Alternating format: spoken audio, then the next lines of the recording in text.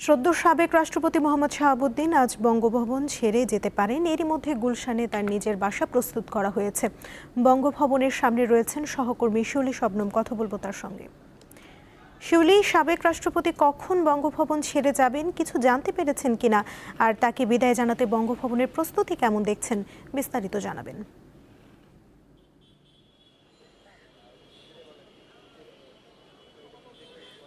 সুমনা, ঠিক আর কিছুক্ষণের মধ্যেই বাংলাদেশের সাংবিধানিক ইতিহাসের একটি গুরুত্বপূর্ণ অধ্যায়ের সমাপ্তি হতে যাচ্ছে। আমার ঠিক পেছনেই বঙ্গভবনের ফটক, এবং সেই ফটক ছেড়ে বঙ্গভবন ছেড়ে হয়তো আমাদের সূত্র মতে ঠিক 1টার দিকে রাষ্ট্রপতি 22তম রাষ্ট্রপতি তিনি বঙ্গভবন ত্যাগ করবেন, এবং রাষ্ট্রীয় প্রোটোকল মেনে তিনি বঙ্গভবন থেকে বিদায় নেবেন, এবং রাষ্ট্রীয়ভাবে যত ধরনের আচার আছে সেসব আচার প্রোটোকল মেনে তাকে বিদায় দেওয়া হবে বলে আমরা জানতে পেরেছি এর মধ্যে। এবং আপনি জানেন নিশ্চয়ই যে তিনি আসলে দায়িত্ব শেষ হওয়ার অন্তত 21 মাস আগে তিনি তার নির্ধারিত দায়িত্ব থেকে পদত্যাগ করেছেন।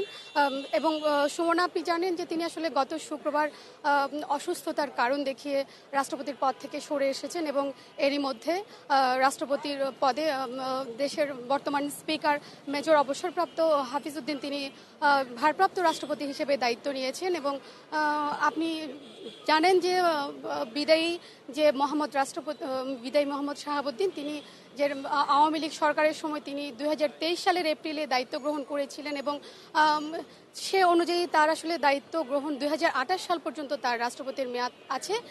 তবে তিনি সেই নির্ধারিত সময়ের অন্তত 21 মাস আগে তার দায়িত্ব থেকে সরে এসেছেন।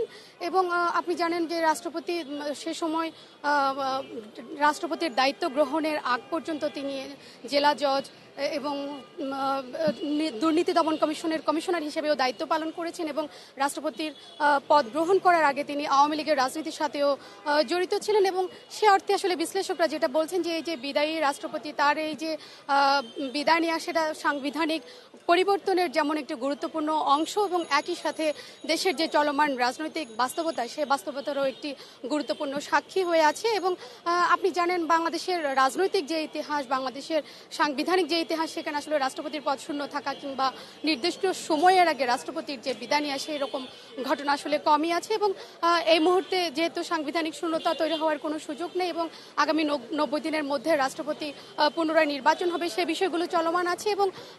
এবং আমাদের যে সূত্র তথ্য মতে রাষ্ট্রপতি মোহাম্মদ শাহাবুদ্দিন যিনি বিদায়ী রাষ্ট্রপতি তিনি ঠিক 1টায় বঙ্গভবন ছেড়ে আসবেন, এবং তাকে রাষ্ট্রীয় সমস্ত আচার প্রোটোকল মেনে তাকে তার গুলশানের যে ভবন সেখানে পৌঁছে দেওয়া হবে। এবং এর মধ্যে আমরা জানতে পেরেছি বঙ্গভবনে তার জন্য নির্ধারিত যে গাড়ি সেটা প্রস্তুত করা হয়েছে, ফুল দিয়ে সাজানো হয়েছে, এবং রাষ্ট্রপতির সাথে তার স্ত্রী সহ রয়েছেন, এবং সব মিলে আসলে সম্পূর্ণ প্রস্তুতি নেওয়া হয়েছে, এবং নিরাপত্তা প্রোটোকল সহ যত ধরনের প্রস্তুতি আছে রাষ্ট্রীয় আচার মেনে সব ধরনের প্রস্তুতি ইতোমধ্যে সম্পন্ন করা হয়েছে।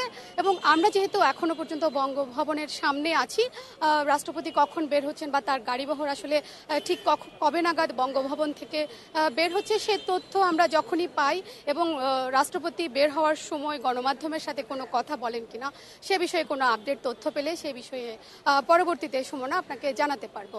তো আমার কাছে এই ছিল এখান থেকে সর্বশেষ খবর। সুমনা। শিউলি, ধন্যবাদ আপনাকে।